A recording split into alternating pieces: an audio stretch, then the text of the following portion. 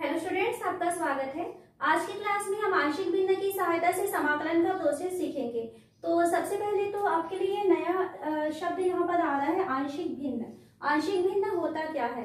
तो यदि हम इसको एक परिमेय संख्या से समझना चाहें तो अगर मान लीजिए हमको दिया हुआ है 2/6, तो 2/6 को यदि हम लिखना चाहें तो लिख सकते हैं 1/1/6। ये आप जानते हैं, इसे 1/6 धन 1/6, यानी अगर अंश की जो राशि है तो अंश में यदि प्लस या माइनस का साइन आता है तब हम हर को सभी के साथ दे करके दो भागों में या दो से ज्यादा भागों में तोड़ सकते हैं। ये आपको प्रोसेस मालूम है। लेकिन यदि मान लीजिए ऐसा होता कि 1/6 दिया हुआ है, अब 1/6 को हम लिखेंगे 2 गुणा 3। इस तरीके से लिख सकते हैं। 6 का हमने गुणनखंड किया तो 6 का गुणनखंड हो रहा है 2 गुणा 3।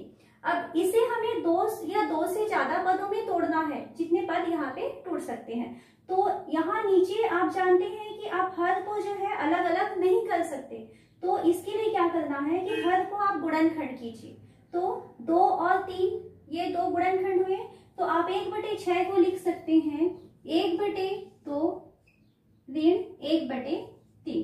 ऐसा लिख करके आप इसको दो भागों में बांट सकते हैं। सॉल्व करके देखिए, 1/2 ऋण 1/3 यानी क्या होगा, ये 6 हो जाएगा, ये 3 ऋण 2 क्या मिला आपको 1/6। तो 1/6 को हम बांट सकते हैं 1/2 ऋण 1/3।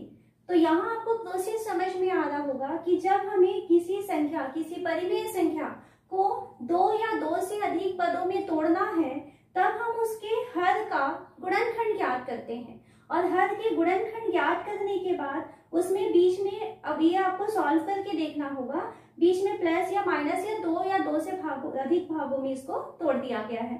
तो इसे कहा जाता है आंशिक भिन्न। तो यही प्रक्रिया जो है हमें बहुपदों के साथ या परिमेय व्यंजक के साथ करनी होती है। तो परिमेय व्यंजक जिसे आपको दिया हुआ है, परिमेय व्यंजक को हम शो करेंगे px/qx से। परिमेय व्यंजक क्या होते हैं? ऐसा व्यंजक जिसमें अंश है वो भी एक बहुपद होना चाहिए और हर भी बहुपद होना चाहिए, तो ऐसे व्यंजक को हम कहते हैं परिमेय व्यंजक। अब परिमेय व्यंजकों का आपको इंटीग्रेशन करना है, तो प्रॉब्लम कहाँ पे आएगी? सपोज मान लीजिए आपके पास एक परिमेय व्यंजक दे दिया है x³ + 3x² + 5 है, और नीचे आ गया है x² + 5x + 7। ठीक है, तो इस टाइप का यदि मान लीजिए आपको फंक्शन दिया हुआ है और इंटीग्रेशन का प्रोसेस करना है, तब हम इसको जो है आंशिक भिन्न की सहायता से सॉल्व कर पाएंगे। यानी इसे 2 या 2 से अधिक पदों में पहले तोड़ेंगे और उसके बाद में हम जो भी इंटीग्रेशन का हमारा मेथड होता है वो मेथड लगा करके फिर वहां पर सॉल्व करते हैं। तो परिमेय व्यंजक जो फंक्शन होते हैं, जो परिमेय व्यंजक के फॉर्म में होते हैं, उसे सॉल्व करने के लिए हमको आंशिक भिन्न की जरूरत पड़ने वाली है। परिमेय व्यंजक जो है वो भी 2 टाइप के होंगे। एक तो होता है उचित व्यंजक, उचित परिमेय व्यंजक, और एक होता है अनुचित परिमेय व्यंजक। तो क्या होते हैं? अगर मान लीजिए px की घात अगर ज्यादा हो जाती है qx की घात से, यानी अंश की घात जो है वो हर की घात से ज्यादा हो जाएगी, तब हम इसे कहते हैं अनुचित। जैसे हम इसी एग्जांपल में देखें तो यहाँ पर अंश की जो घात है वो हमें 3 दिखाई दे रही है और हर की घात है वो 2 दिखाई दे रही है, तो इसका मतलब क्या है, ये अनुचित परिमेय व्यंजक हुआ। और यदि मान लीजिए उचित परिमेय व्यंजक क्या होता है? उचित परिमेय व्यंजक का मतलब होता है कि अंश की घात यानी px की घात जो है वो कम होनी चाहिए, किससे? qx की घात से, तब हम इसे कहेंगे उचित परिमेय व्यंजक। तो आपको जो क्वेश्चन दिया जाएगा, तो यदि मान लीजिए अंश की घात ज्यादा दिखाई देगी तो सबसे पहले तो काम करना है कि इसको भाग वाली प्रक्रिया, भाग देना जानते हैं आप लोग, बहुपदों को बहुपद से भाग देना, भाग वाली प्रक्रिया से आपको अंश की घात को छोटा कर लेना है। फिर अंश की घात जब छोटी हो जाएगी तब हम इसे भिन्न, आंशिक भिन्न का यूज करेंगे। अभी आंशिक भिन्न का प्रोसेस सीखने वाले हम, कैसे इसको इस तरीके से तोड़ा जाता है। तो आंशिक भिन्न की प्रक्रिया करेंगे और आंशिक भिन्न की प्रक्रिया करने के बाद फिर उसमें हम इंटीग्रेशन का फॉर्मूला लगाएंगे। परिमेय व्यंजकों को आंशिक भिन्न में तोड़ने के कुछ नियम होते हैं। जैसे मान लीजिए हमको व्यंजक दिया हुआ है px + q / x - a x - b। आपको यहाँ पर ध्यान देना है इसके ऊपर, ठीक है। यहाँ जो नीचे हर जो दिखाई दे रहा है उसके फैक्टर दोनों अलग अलग हैं, x माइनस ए और x माइनस बी। तो दोनों यदि अलग होते हैं तब हम इसको सॉल्व करेंगे a upon x minus a plus b upon x minus b. इस तरीके से हम वैल्यू रखेंगे, स्मॉल b रहेगा x माइनस बी। अब यहाँ पर वैल्यू रख करके हम इसमें सॉल्व करते हैं क्वेश्चन को, और दोनों तरफ हम अंश की तुलना करके a और b की वैल्यू निकालेंगे, और उसके बाद में हमको यहाँ पर इसका फाइनल जो है आंशिक भिन्न की वैल्यू मिल जाती है। क्वेश्चन सॉल्व करेंगे तब आपको बहुत अच्छे से समझ में आ जाएगा। पहले देख लेते हैं कि किस टाइप का हमको क्वेश्चन दिया रहेगा तो उसको आंशिक भिन्न में तोड़ने का नियम कैसा है।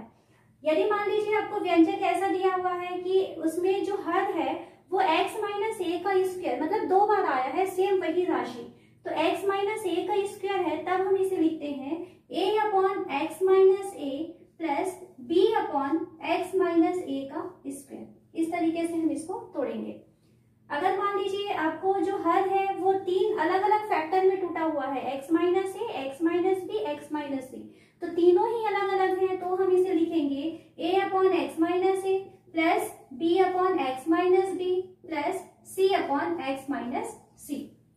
यहाँ देखिए क्या हो रहा है, जो इसका हर है इसमें x माइनस बी तो एक बार आया है, लेकिन x माइनस ए का स्क्वायर यानी x माइनस ए 2 बार आए हुए हैं। तब इस टाइप के क्वेश्चन को हम करेंगे a अपॉन एक्स माइनस ए, क्योंकि 2 बार आया है तो आप a एक बार लिखेंगे, फिर b upon x minus a का स्क्वायर ये लिखेंगे जैसा हमने यहाँ पे सेकंड में किया हुआ था। उसके बाद में और एक फैक्टर हमारे पास बचा हुआ है x माइनस बी, तो इसे हम लिखेंगे c upon x minus b. X minus a और x square plus b x plus c. तो यहाँ पर देखिए x माइनस ए मतलब इसमें x की घात 1 है और ये इसका गुणनखंड बाहर आ चुका है, लेकिन यहाँ जो अगर x square plus b x plus c दिखाई दे रहा है, अगर किसी क्वेश्चन में हम इस तरीके से हमें बहुपद दिया है जिसका गुणनखंड नहीं कर पा रहे हैं, तब हमें क्या करना है, इसमें आंशिक भिन्न तोड़ने के लिए a अपॉन एक्स माइनस ए ये अलग था, इसको लिख लेंगे, प्लस क्योंकि एक बहुपद दिखाई दे रहा है पावर 2 वाला, तो इसे हम लिखेंगे बी एक्स प्लस सी। इसके अंश में आप ध्यान देंगे, क्योंकि ये क्या था x square plus b x plus c, इसका गुणनखंड नहीं हो पाएगा, तब हम इसके अंश में लिखेंगे बी एक्स प्लस सी और नीचे लिखेंगे x square plus b x plus c. इस तरीके से आपको यहाँ पर वैल्यू रखना है, फिर उसके बाद सॉल्व करके a, b और c इसकी वैल्यू को निकालनी होती है। यहाँ 6 नंबर में देखिए हर कैसा है, x माइनस ए की घात 3 बार आया हुआ है, तो इसे हम कैसा लिखेंगे, a अपॉन एक्स माइनस ए एक बार लिखे, फिर b upon x minus a का स्क्वायर और उसके बाद c अपॉन एक्स माइनस ए की पावर 3। इस तरीके से हम यहाँ पर सॉल्व करेंगे और इसकी वैल्यू को निकालेंगे। लास्ट में क्या है, 2 गुणनखंड टूट तो रहे हैं, लेकिन ये गुणनखंड भी कैसे हैं, घात 2 वाले हैं, ये भी घात 2 वाला है और ये भी घात 2 वाला है। तब इस टाइप के क्वेश्चन आएंगे तो इसे हम लिखेंगे a x plus b upon पहला गुणनखंड लिखते हैं x square plus b x plus c. Second भी घात 2 का बहुपद है, इसलिए हम इसे लिखेंगे c, ये कैपिटल B रहेगा, c x plus d upon x square plus d x plus B.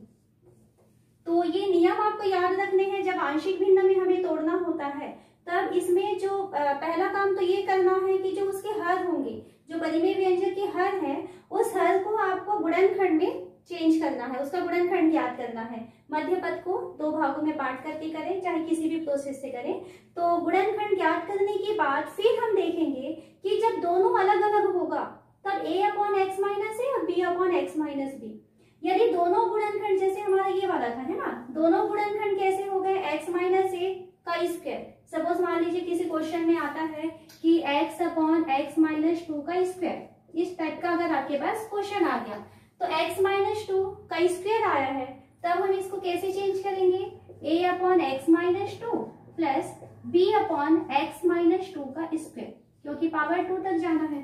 और यही मान लीजिए किसी क्वेश्चन में आता कि x अपॉन एक्स माइनस 3 का x माइनस 2 की पावर 3 होता, तो क्या लिखते हैं इसको, क्योंकि पावर 3 आया है तो हम इसे चेंज करेंगे a upon x minus 2 plus b upon x minus two square plus c upon x minus x minus two की पावर 3। मतलब घात जहां तक जा रहा है वहां तक आपको लेकर के जाना है। तो ये आपको फर्स्ट समझ में आ गया होगा कैसे चेंज करेंगे। सेकेंड, अगर पावर 2 है देन आप उसको x माइनस 1 की पावर 1 और x माइनस a की पावर 2 इस तरीके से करेंगे। और इसी के जैसा था आपका ये 6 नंबर का क्वेश्चन, x माइनस a की पावर 3 है तो a upon x minus A, b upon x minus A square और c अपॉन एक्स माइनस ए क्यूब। अभी हमने एग्जाम्पल देखा। और यदि मान लीजिए 3 गुणनखंडों में टूटा हुआ है और तीनों ही अगर अलग अलग हैं देन आपको सभी के लिए a अपॉन फर्स्ट गुणनखंड, b अपॉन सेकेंड गुणनखंड और c अपॉन थर्ड गुणनखंड। तो इतने नियम है, ये नियम को आपको ध्यान में रखना है और इन नियमों की सहायता से आपको जो फंक्शन दिया जाएगा उस फंक्शन को पहले आंशिक भिन्न में चेंज करेंगे और आंशिक भिन्न में चेंज करने के बाद आपका जो इंटीग्रेशन का प्रोसेस होता है वो बहुत आसान हो जाता है। हम बहुत आसानी से उसको इंटीग्रेशन का काम कर सकते हैं। तो इसके क्वेश्चन सॉल्व करते हैं और साथ ही साथ ये जो आंशिक भिन्न है वो भी हम सॉल्व करेंगे तो आपकी बहुत अच्छे से वहां पर प्रैक्टिस हो जाएगी। यहाँ हमें क्वेश्चन दिया हुआ है x upon x plus 1 x plus 2 dx का मान ज्ञात कीजिए। तो यहाँ हम क्या देख रहे हैं, जो हल है वो 2 गुणनखंडों में टूटा हुआ है। तो इसे पहले तो हम आंशिक भिन्न में चेंज करेंगे और आंशिक भिन्न में चेंज करने के बाद इंटीग्रेशन का प्रोसेस कर पाएंगे। तो यहाँ देखिए क्या हो रहा है, ये दोनों ही अलग अलग हैं। तो आंशिक भिन्न की प्रक्रिया समझिए, क्या करना है, x upon x plus 1 x plus 2। यहाँ पर दोनों ही जो हल के गुणनखंड हैं वो दोनों अलग अलग हैं। तो जब दोनों अलग है तो क्या लिखेंगे, इसे a अपॉन एक्स प्लस 1 लिखेंगे और plus b upon x plus 2। इस तरीके से हम दोनों को अलग अलग कर लिए। इक्वल टू क्या हो सकता है, दोनों का हम लघुत्तम निकालते हैं तो x प्लस 1 एक्स प्लस 2 ये हो जाएगा। ये x प्लस 2 इसके साथ मल्टीप्लाई हो जाएगा तो a एक्स प्लस 2 हुआ और प्लस x प्लस 1 b के साथ मल्टीप्लाई होगा तो b x plus 1। Bracket open करें तो a x plus 2a plus b x plus b और नीचे क्या आ रहा है, x plus 1 x plus 2 equal to, यहां से देखिए ये दोनों के पास क्या है, a एक्स b एक्स, दोनों ही के पास x है तो हम इसके कोफिशिएंट को अलग करें तो a प्लस b और x ऐसा लिख सकते हैं। कांस्टेंट टर्म क्या है, 2a और b तो 2a प्लस b, इसको अगर हम अलग लिखें और नीचे हमको दिख रहा है x प्लस 1 एक्स प्लस 2 तो ये वैल्यू हम यहाँ से लेकर के आ रहे हैं। तो दोनों ही कैसे हैं, इक्वल है और दोनों ही इक्वल हैं और दोनों के हल भी समान है। तो जब दोनों के हल समान है तो दोनों के अंश भी समान होने चाहिए। तो अब हम यहाँ पे क्या करेंगे, तुलना करेंगे। तो तुलना करने पर दोनों के हल समान है तो दोनों के अंश इक्वल होने चाहिए। यानी पहले तरफ का अंश है x और इसका अंश आया हुआ है a plus b x plus 2a plus b। अब यहाँ से तुलना करते हैं तो x का जो कोफिशिएंट है क्या आ रहा है, a प्लस b और यहाँ पर x का कोफिशिएंट आ रहा है 1 तो a प्लस b की वैल्यू हमको मिलनी चाहिए 1। यहाँ पर 2a plus b constant term है और यहाँ पर कांस्टेंट टर्म नहीं है यानी कि 2a प्लस b की वैल्यू हो जाएगी 0, b equal to minus 2a। अब इस वैल्यू को अगर हम यहाँ रखें तो ये हो जाएगा a minus 2a equal to 1, minus a equal to 1 then a equal to हो जाएगा माइनस 1। अब a की वैल्यू माइनस 1 आया है देन b की वैल्यू निकालते हैं, b equal to minus 2a तो ये कितना हो जाएगा प्लस 2। तो a की वैल्यू माइनस 1 b की वैल्यू 2। तो जो क्वेश्चन हमें दिया हुआ है वो क्वेश्चन अब कैसा चेंज हो चुका है, हमें क्वेश्चन दिया था x अपॉन एक्स प्लस 1 और x प्लस 2 dx, ये दिखाई दे रहा था है ना। तो ये क्वेश्चन को हमने चेंज किया था क्या, a upon x plus 1 plus b upon x plus 2 dx, इस तरीके से हम लिखे थे। अब यहाँ पर हम a और b की वैल्यू को रख देते हैं तो a की वैल्यू माइनस 1 रखेंगे और b की वैल्यू 2 रखेंगे। तो अब हमारा क्वेश्चन हो गया है minus 1 upon x plus 1 plus 2 upon x plus 2 dx। अब इंटीग्रेशन करना है, देन हम दोनों पदों को अलग अलग कर सकते हैं। तो ये हो जाएगा minus D x upon x plus 1 और plus 2 D x upon x plus 2। अब यहाँ इंटीग्रेशन का प्रोसेस करें, देन ये है माइनस लॉग एक्स प्लस 1 और प्लस 2 लॉग, ये हो जाएगा एक्स प्लस 2। और क्योंकि इंटीग्रेशन का प्रोसेस हो रहा है, देन हमको यहाँ पर कांस्टेंट सी ऐड करना होगा, प्लस सी इक्वल टू, यहाँ हम देख सकते हैं ये प्लस में आया हुआ है और ये माइनस में आया हुआ है। तो पहले तो हम यहाँ पर लॉग का एक और नियम लगाते हैं। लॉग में आप जानते हैं कि लॉग m log n है, या इसको मैं ऐसा लिखूं n log m को हम लिख सकते हैं log m की पावर n, यानी जो गुणांक सामने आता है वो log में क्या होता है, इसके ऊपर घात में जा सकता है। तो यहाँ 2 आया हुआ है, तो ये 2 कहाँ चला जाएगा, x प्लस 2 के स्क्वायर में चला जाएगा। तो अब आपका क्वेश्चन कैसे हो चुका है, ये minus log x plus 1 plus log, ये हो जाएगा x प्लस 2 का स्क्वायर और प्लस c। अब यहाँ पर लॉग का फिर से एक नियम दिखाई दे रहा है। हम जानते हैं कि log m minus log n, तो इसको आप कैसे लिख सकते हैं, लॉग m अपॉन n, इस तरीके से लिख सकते हैं।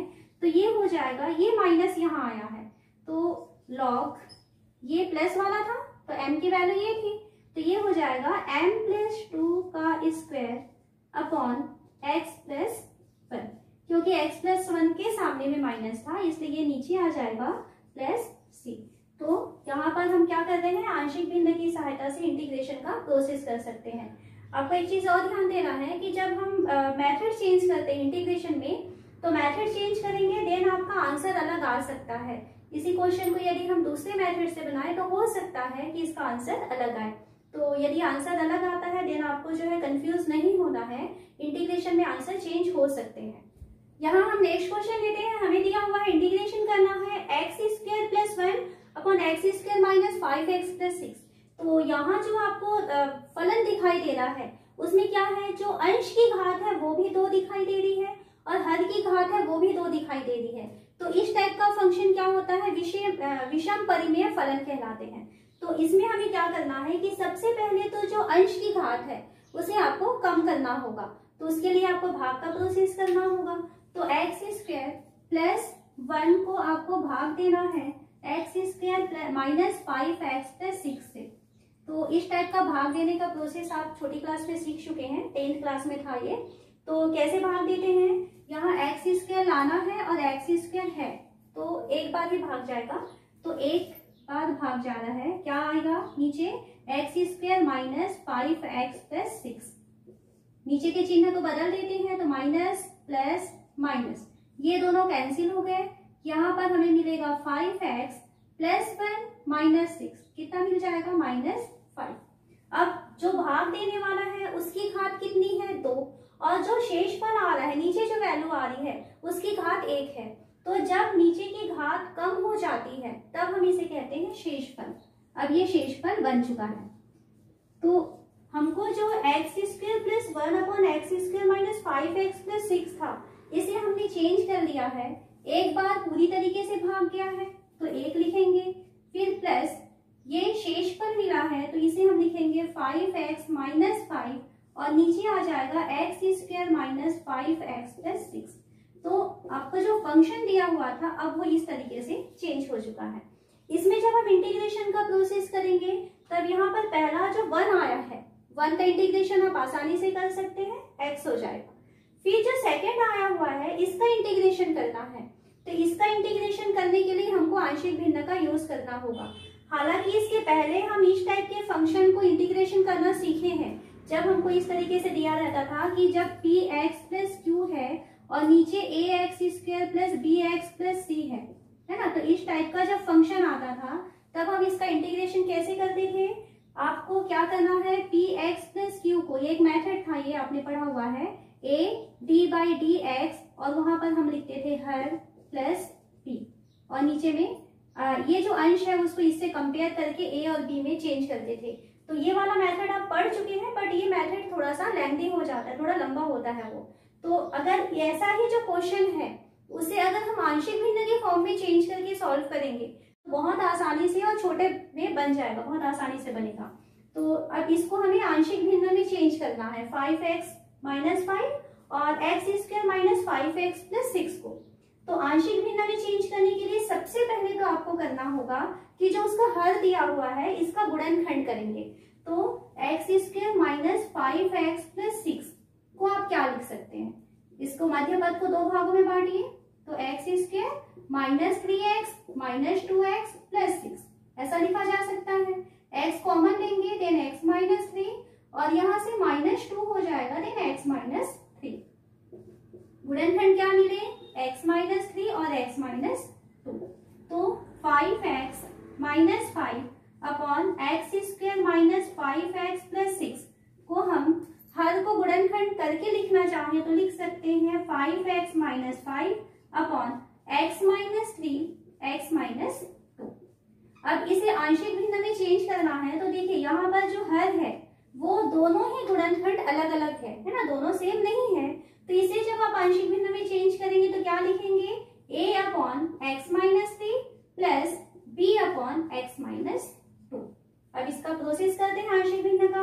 इक्वल टू यहाँ से देखिए क्या हो जाएगा, x माइनस 3 और x माइनस 2 दोनों का लघुत्तम हो जाएगा, गुणा करेंगे आपस में, ये इसके साथ मल्टीप्लाई हो जाएगा तो ax माइनस 2a, मैं डायरेक्ट यहाँ पर मल्टीप्लाई कर रही हूँ, और प्लस ये इसके साथ मल्टीप्लाई हो जाएगा तो ये हो गया bx माइनस 3b।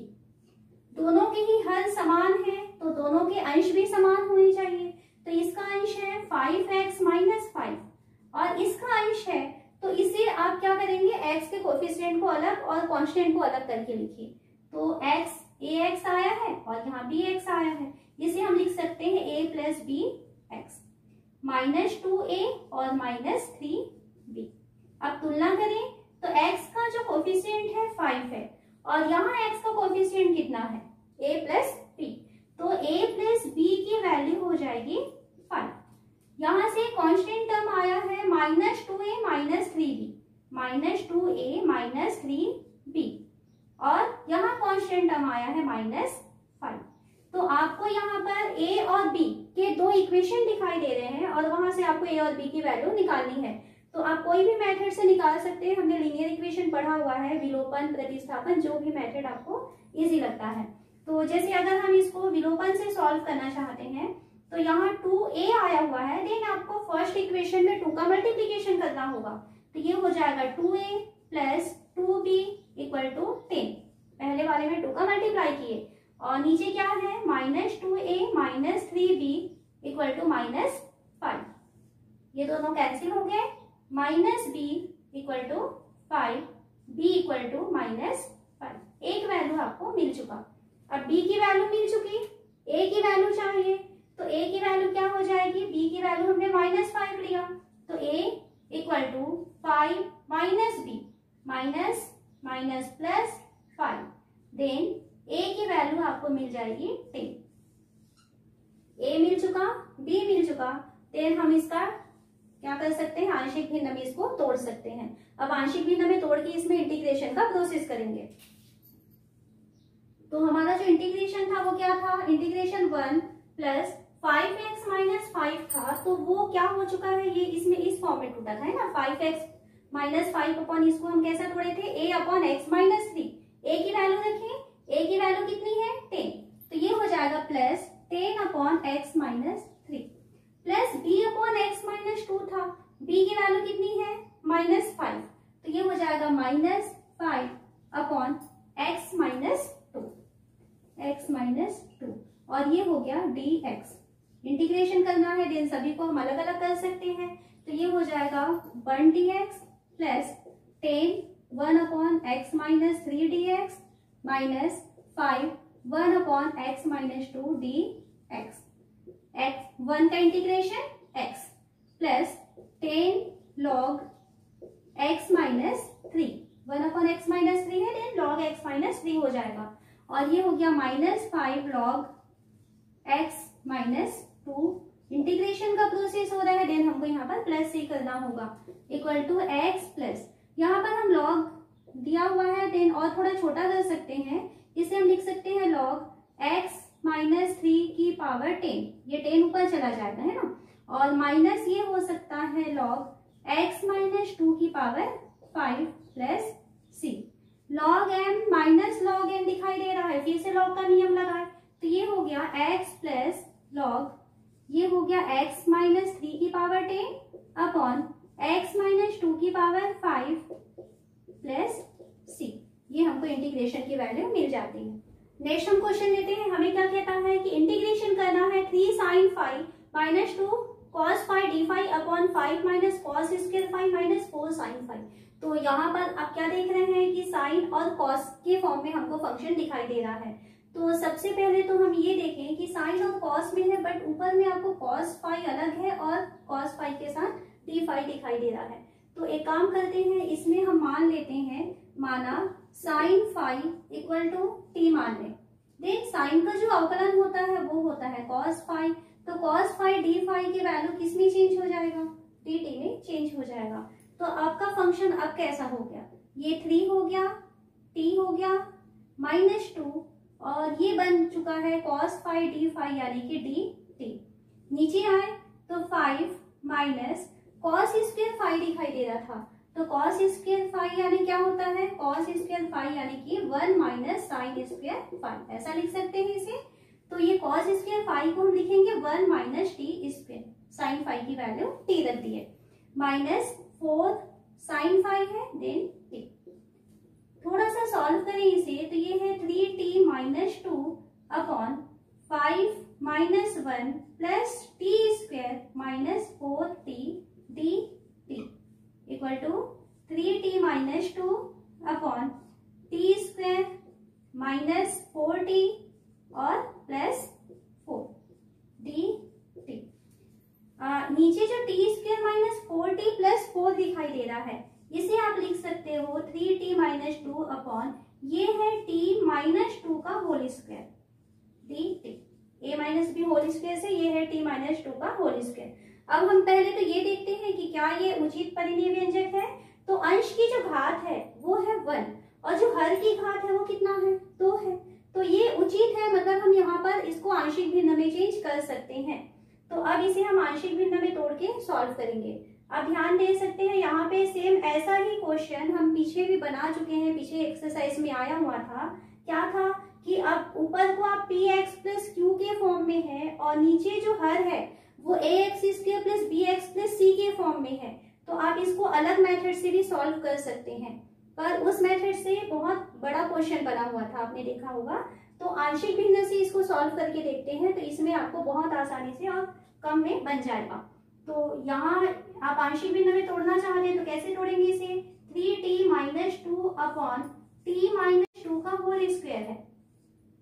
तो नीचे क्योंकि स्क्वायर आया है, सेम वही चीज 2 बार आई हुई है, तो इसे हम लिखेंगे a अपॉन टी माइनस 2 एक बार लिखेंगे और plus b upon T minus 2 का स्क्वायर, क्योंकि 2 बार आया हुआ था।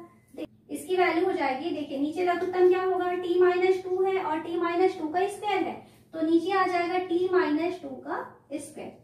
t माइनस 2 स्क्वायर को t माइनस 2 से डिवाइड करेंगे, तो क्योंकि ये स्क्वायर है और हम t माइनस 2 से डिवाइड कर रहे हैं, तो एक बार t माइनस 2 बचेगा, वो अंश के साथ गुणा हो जाएगा, तो a t minus 2 plus t minus 2 का स्क्वायर इसके भी हर में है, तो यहाँ पर बचेगा प्लस b इक्वल टू, हम देखते हैं कि दोनों के ही हर समान है, t माइनस 2 का स्क्वायर और t माइनस 2 का स्क्वायर, तो यहीं से हम कंपेयर कर रहे हैं, तो दोनों के हर समान है, तो दोनों के अंश भी इक्वल होने चाहिए। तो इसका अंश आया हुआ है 3t माइनस 2 और इसमें अंश हमें क्या मिल रहा है, a t minus 2a plus b।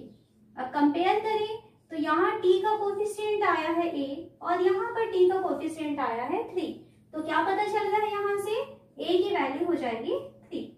यहाँ पर कांस्टेंट टर्म जो है वो माइनस 2a प्लस b है और यहाँ पर कांस्टेंट क्या है, माइनस 2। अब यहाँ पर वैल्यू रखिए a की, तो a की वैल्यू अगर हम 3 रखेंगे तो ये हो जाएगा -6 plus b equal to -2, then b की वैल्यू हो जाएगी 4। a की वैल्यू मिल चुकी है और b की वैल्यू मिल चुकी है, दोनों वैल्यूज मिल चुकी है, देन हम इसको वापस हम अपने क्वेश्चन में रखेंगे। हमारे पास क्वेश्चन दिया हुआ है ना, तो हमारा क्वेश्चन था 3t minus 2 upon t square minus 4t plus 4 dt। अब वो चेंज हो चुका है, इस फॉर्म में रखना है आपको जहां पर a और b की वैल्यू हम फाइंड कर चुके। तो अब ये चेंज हो गया है a upon T minus 2, a यानी 3 अपॉन टी माइनस 2 ऐसा हो चुका है, और plus b upon T minus 2 का स्क्वायर, तो प्लस 4 अपॉन टी माइनस 2 का square dt, t minus 2 dt plus 4 upon T minus 2 square dt। इसकी वैल्यू क्या हो जाएगी 3 log t माइनस 2 ये हो जाएगा, प्लस इसका इंटीग्रेशन करते हैं तो ये क्या है 4 है। अब t माइनस 2 का स्क्वायर, तो अगर हम t माइनस 2 को x मान लें, या x तो यहाँ पर नहीं दिया था, x मान सकते हैं। t माइनस 2 को यदि x मानेंगे देन क्या है ये 4 अपॉन x का स्क्वायर, तो dt की वैल्यू कितनी हो जाएगी dx। इस फॉर्म में हमको इंटीग्रेशन करना है, तो ये क्या है x की पावर माइनस 2 है, 4 तो कॉमन निकल जाएगा, तो x की पावर माइनस 2 dx, इसका इंटीग्रेशन चाहिए। तो आप इंटीग्रेशन का क्या फॉर्मूला जानते हैं, x की पावर n dx है, तो ये इसकी वैल्यू होती है x की power n plus 1 upon n plus 1। तो क्या हो जाएगा ये x की power minus 2 plus 1 upon minus 2 plus 1। तो ये वैल्यू हम यदि डायरेक्ट रखना चाहें तो लिख सकते हैं t माइनस 2 की power minus 2 plus 1 upon minus 2 plus 1, और इंटीग्रेशन का प्रोसेस हो रहा है, देन हम यहाँ पर प्लस c लिखेंगे, equal to 3 log t minus 2, यहाँ से हो जाएगा 4 और नीचे माइनस 1 आने वाला है, तो ये माइनस 4 बना देगा। माइनस 4 t माइनस 2 की पावर माइनस 1 है, तो माइनस 1 है, देन हम उसको नीचे ले जाएंगे तो माइनस 4 और ये नीचे चला जाएगा t माइनस 2 प्लस c। अब यहाँ पर t की वैल्यू रखें, तो t की वैल्यू कितनी है sin 5, तो वापस रख देते हैं वैल्यू को 3 log sin 5 minus 2 minus 4 upon sin 5 minus 2 plus c। तो ये इसमें इसके इंटीग्रेशन की वैल्यू हो जाएगी।